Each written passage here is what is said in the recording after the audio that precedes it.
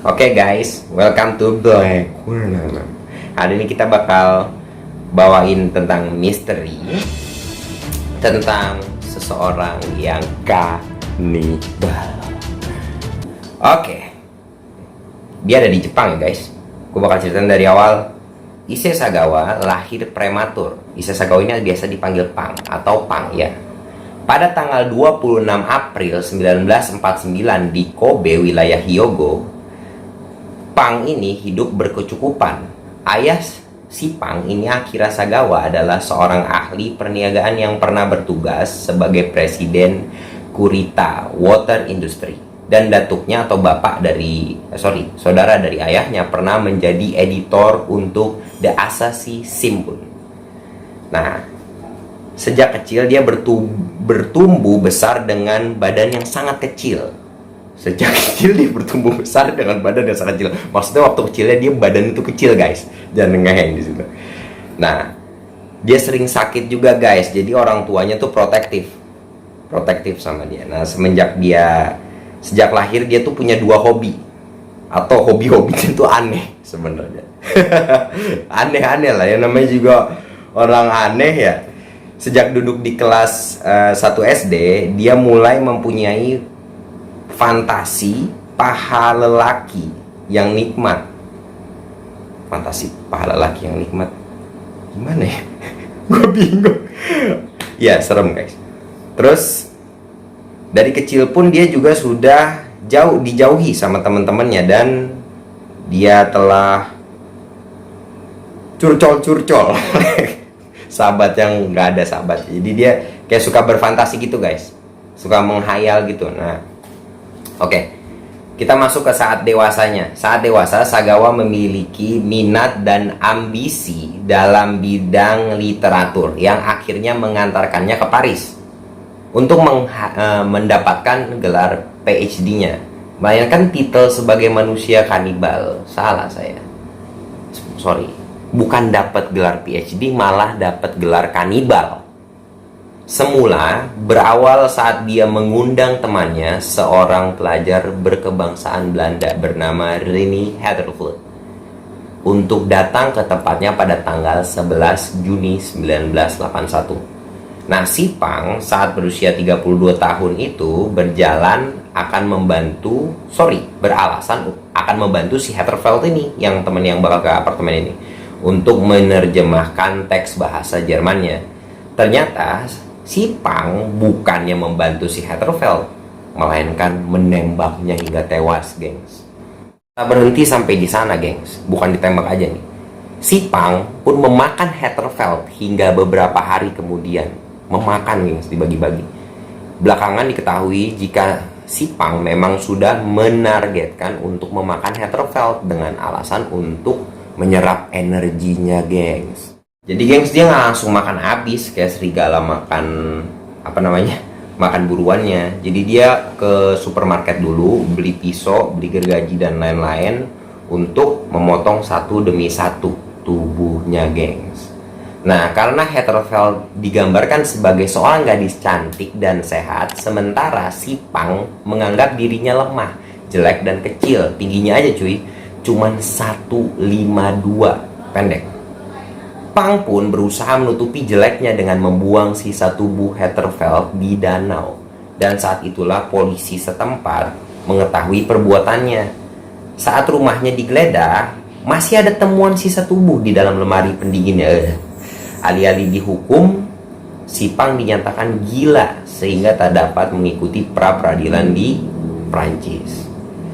Akhirnya si Pang dipulangkan kembali ke Jepang untuk mempertanggungjawabkan perbuatannya di pengadilan Jepang. Entah kenapa, gengs, setelah si Pang kembali ke Jepang, pihak yang berwenang di Prancis menolak mengirimkan segala barang bukti dengan alasan Prancis telah menutup kasus tersebut. Ya, si Pang otomatis bebas dari segala tuduhan. Dan saat dites kesehatan di Jepang, ternyata Pang dinyatakan waras. Dan perbuatan kanibalnya tersebut dinilai dipicu oleh sexual perversion, atau bisa dibilang dia punya hayalan dalam seksualnya dia sendiri. Lalu bagaimana kabar Pang sekarang? Oke, saat ini Jepang tinggal di Tokyo dan menjadi selebritas minor di Jepang. Dia menulis buku, menulis review, habis itu menulis review restoran, menghadiri berbagai talk show dan menceritakan detail perbuatannya pada publik. Dia kini melenggang bebas sekalipun telah mengakui memakan manusia, dan kisahnya lalu menginspirasi berbagai program televisi, film dokumenter, dan juga menginspirasi satu lagi nih, lahirnya lagu Too Much Blood di 1983 dari Rolling Stone, dan juga Dinner with Rain 2004 dari band Human Factor Lab. So gengs, dari cerita ini kita bisa ambil hikmah, banyak hikmahnya sebenarnya. Pasti nanya apa hikmah dari orang kanibal? Ntar hikmahnya di belakang. Ini kita ngomongin rumor dulu. Jadi rumornya gini gengs, jadi karena orang tuanya ini dokter, ibunya ini juga berpengaruh, bapaknya berpengaruh, gue lupa ibunya sebagai apa ya, cuman dua-duanya ini orang berpengaruh di Jepang, sehingga dia bisa tunggang langgang aja enak di sana, bebas aja karena uangnya kuat juga di sana. Ya mau gimana gengs, itulah politik gengs, itu yang serem. Jadi dikarenakan itu dia tetap bebas sampai sekarang di Jepang, di Tokyo, bahkan jadi artis, hebat ya. Ya tapi memang sih ya balik lagi ya tanda-tanda zaman yang sudah mau diakhiri, kayak filmnya Marvel Endgame ya kan, yang namanya orang salah dijadiin artis, orang bener hilang. Itu ya yang namanya akhir zaman gengs. Oke gengs, hikmahnya di kisah misteri ini ya, kalau gue sih tetap kasih 3 gengs ya. Yang pertama ya, kalau mau protektif boleh, tapi kan semua ini kita sebagai manusia ya semuanya titipan. Sehebat-hebatnya apapun kita nggak tahu umur orang, ya nggak sih? Entah itu bapak lu, anak lu, ibu lu, istri lu, suami lu, pasti ya mungkin dia meninggal duluan, apa lu yang duluan meninggal, ya kita semua titipan. So jangan terlalu protektif sama segala sesuatu gitu loh, biasa aja. Ya kalau memang salah ya ngomong salah, kalau benar ya benar gitu. Jangan karena gue cinta, karena gue sayang, benar aja udah yang salah. Nah itu yang mohon maaf, itu hidup terlalu pakai perasaan gengs, kurang bagus juga gitu loh. Ya misalnya istri lu narkoba, karena lu cinta lu ikut narkoba, itu bodoh gengs, bukan cinta namanya, itu bodoh. Begitupun anak jadi penyuka sesama jenis gitu, terus lu biarin aja, nggak lu ceramahin, nggak lu apain, itu lu juga gila gengs.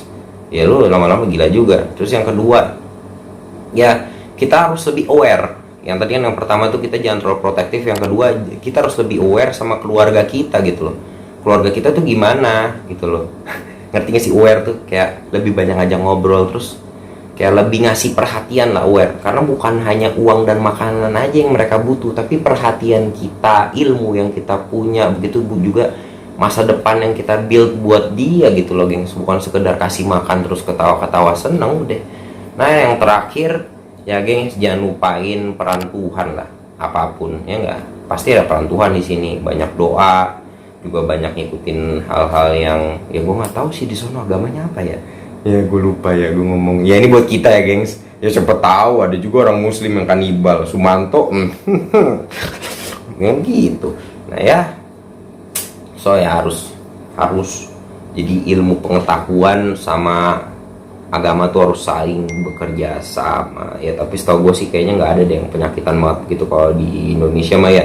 Paling Sumanto juga cuma Sumanto doang, jarang. Orang mah di Indonesia banyakan yang ngebunuh ya kan, tiba-tiba ditemuin di selokan. Sebenarnya gengs, lu tau nggak, di Indonesia tuh setiap 10 kali lu ketemu orang itu 4-nya psikopat. Itu menurut pakar psikis lo. Gila nggak lo? Gue juga berbaca lo, hebat kan. Jadi setiap lu ketemu 10 orang di jalan, ternyata 4 dari 10 orang itu psikopat di Indonesia. Silakan baca sendiri di Headline News tentang Indonesia, karena Indonesia bahaya gitu loh. Diem gecot gitu kan. Ya bagus, pemberani sebenarnya, cuman ya mungkin emotional controlnya masih kurang. Ya satu lagi gengs, ya salah orang tuanya juga sih. Karena kan dari kecil tuh dia udah punya minat yang aneh ya. Habis itu juga udah ibaratnya freak out lah. Dengan badan yang kecil ya, kalau badan kecil mah biasa ya. Cuman kalau minat yang aneh, terus hobi-hobi yang aneh itu harus kan diperhatikan ya. Nah memang kalau udah ada penyakit kejiwaan gitu, dari awal harusnya udah dimasukin ke psikiater gitu loh, supaya udah diperbaiki dulu sebelum masuk ke sekolah gitu loh. Kan harusnya dari kecil juga dia sensitif gitu ya. Kadang juga gitu sih, orang tua kurang sensitif tentang gimana anaknya. Yang penting anaknya makan, yang penting anaknya tenang, terus dia protektif kan, kayak yang tadi gue bacain, dia protektif banget karena si anaknya kecil ini. Padahal keprotektifannya itu tuh membuat akal sehat kita nggak aktif bahwa oh, anak gua punya penyakit yang harus disembuhin gitu loh guys. So geng, semoga video ini bermanfaat. Jangan lupa ketik like dong, emang nge-like. Jangan lupa klik like dan subscribe kalau bermanfaat. Terima kasih dan see you in the next video. Jangan pakai dadah.